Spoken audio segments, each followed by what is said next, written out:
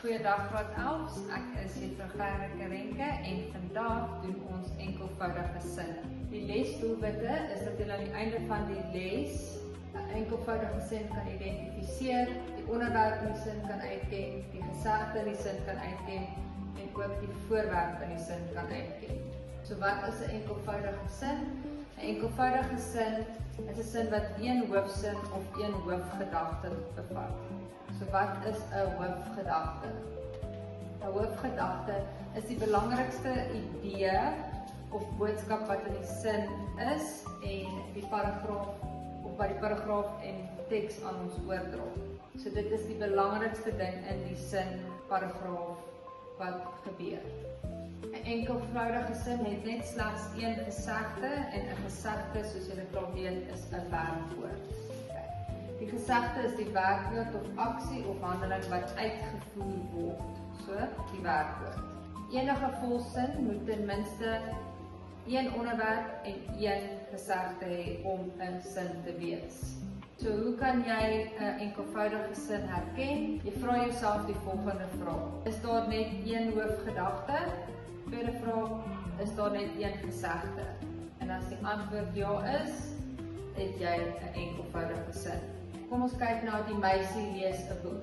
Dit het 'n onderwerp in wat die meisie is, nie net meisie nie, dit is die meisie. Die gesegde, jou werkwoord lees en dan jou voorwerp is die boek, 'n boek in daai sin. Maar is dus een hoofgedagte, sy doen net een ding, die meisie lees net 'n boek. Sy doen nie lees 'n boek en sit op 'n stoel nie. So is net een hoofgedagte. Nou kom ons doen 'n vergelyking tussen 'n enkelvoudige sin teenoor 'n nie enkelvoudige sin. Kom ons kyk na byvoorbeeld Pieter speel rugby. Dis 'n enkelvoudige sin want daar is net een ding, een hoofgedagte in die sin wat plaasvind, dis Pieter wat rugby speel. So kom ons kyk na die tweede voorbeeld. Pieter speel rugby en Jan speel cricket. Hierdie is 'n nie enkelvoudige sin want daar is twee hoofgedagtes wat plaasvind. Dit beteken twee goed wat gebeur. Ons het Pieter wat rugby speel en Jan wat cricket speel. So, vra dan vir jouself, wie doen wat en wat? Die eerste wie is onderwerp, doen wat is jou gesegde en die wat is jou voorwerp. Ek het dit vir julle gekleer dat julle nou in die voorbeelde kan sien hoe dit aan mekaar gesit word. Kyk na die volgende sin, die seun skop die bal. Vra vir jouself wie?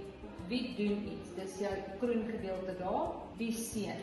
Dis jou onderwerp. Die onderwerp is gewoonlik die persoon of die dier of die ding wat iets doen of handeling uitvoer. Dis jou onderwerp. Die onderwerp is gewoonlik 'n selfstandige naamwoord of 'n voornaamwoord, soos byvoorbeeld hy, sy, hulle, en 'n selfstandige naamwoord kan wees soos die seun, jou eie naam. Dan die onderwerp kan een woord wees, ek, hulle of jou eie naam, of paar woorde wees soos byvoorbeeld 'n groep tieners. Die onderwerp is nie altyd eerste in die sin nie. Kyk na hierdie sin, by die skool doen ons baie sport, ons is jou onderwerp in hierdie voorbeeld. Die onderwerp kan die infinitief in die sin ook wees, om laat te slaap, daai is jou infinitief, is lekker. Nou hoe bepaal jy wat is jou onderwerp? Vra jouself die volgende vraag, wie of wat doen iets? Vraag 2 is jou doen wat. Dit is wat doen die seun in ons vorige sin, hy skop. Dit is jou gesegde, jou werkwoord. Gesegde vertel vir ons wat die onderwerp doen of wat met die onderwerp, die onderwerp gebeur. So dit sê vir ons wat die onderwerp doen of wat met die onderwerp gebeur. So hoe bepaal jy wat is jou gesegde?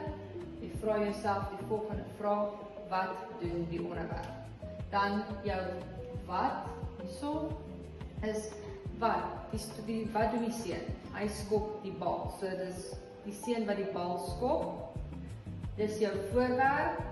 Die voorwerp is die persoon, dier of ding wat die handeling ontvang. So die handeling gebeur met daai dier of voorwerp. So hoe bepaal jy wat is die voorwerp? Jy vra jouself die volgende vraag. wie of wat ontvang die handeling. So, kom ons kyk, as ek vra, wie of wat doen iets, waarna soek ek? Ek soek die onderwerp. As ek vra, wat doen die onderwerp, waarna soek ek? Die gesegde. As ek vra, wie of wat ontvang die handeling, wat soek ek? Die voorwerp. So, vir huiswerk moet julle die volgende sinne vat en julle moet bepaal wat is die onderwerp, gesegde en voorwerp in die enkelvoudige sinne. Daar is 10 van hulle. So, as ons daar na die eerste een kyk, die seun lees 'n interessante boek, die onderwerp is die seun, lees is jou gesegde en 'n interessante boek is die voorwerp. Dis nie net boek nie, die hele gedeelte, 'n interessante boek is jou voorwerp. Okay, so die jou Christelike waardes ten opsigte van 'n les wat gaan oor enkelvoudige sinne. So sinne kan opgestel word sodat ek vir julle kan wys dat mense met respek, liefde, geduld en omgee moet behandel. So dan leer julle om nie net om goeie sinne te maak nie, maar ook hoe om mense met respek, liefde, geduld ensovoorts te behandel. Baie dankie dat julle die les bygewoon het en saamgewerk het. Geniet julle dag.